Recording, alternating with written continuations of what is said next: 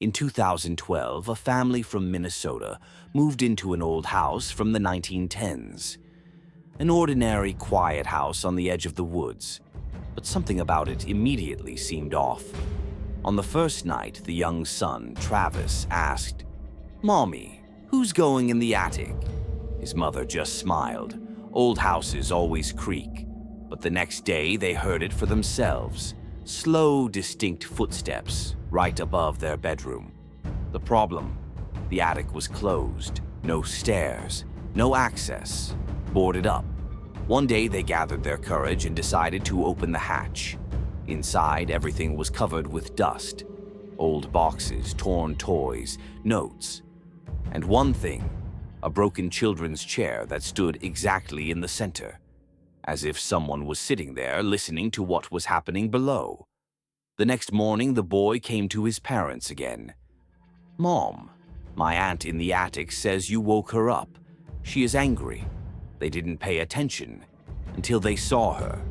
The cameras they had installed in the house recorded a shadow several times, a tall figure with unnaturally long arms.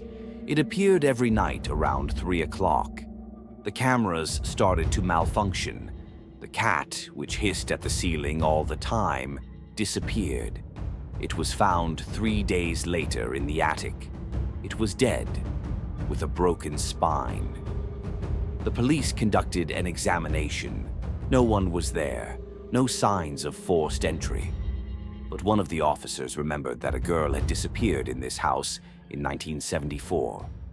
She was never found.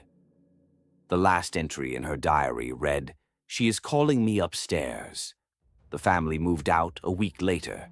The new residents lived there for only 3 days. They all ended up in a psychiatric hospital. Warning, this house is still standing, but no one opens the attic anymore.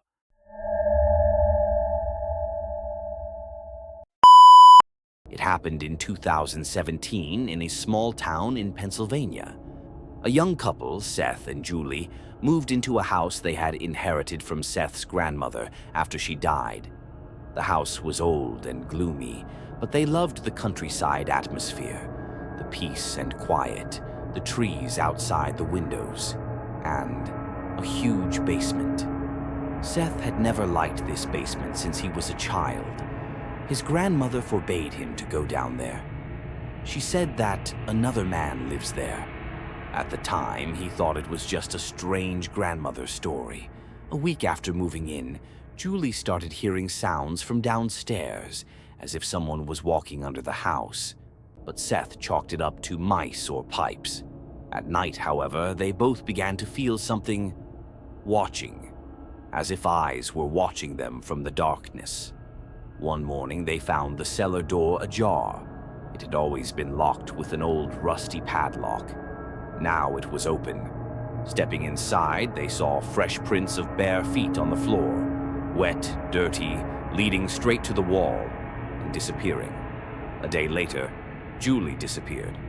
The police found nothing, no signs of a struggle, only a strange video from the security camera. It shows her walking around the house at night as if in a trance, going to the basement and never coming back. Seth was destroyed, but he stayed in the house. He installed new cameras and locks, trying to find an answer. 2 weeks passed, and then one night, he heard Julie's voice, quiet, muffled. She was calling him from the basement. When he went downstairs, he saw her. She was standing in the middle of the room, but something was wrong. She didn't move. Her arms hung unnaturally. Her eyes were empty. And behind her, out of the shadows, another figure came out. A tall man in dirty clothes with a face completely covered in black. His feet did not touch the ground. Seth had run away. He left everything behind, even his phone.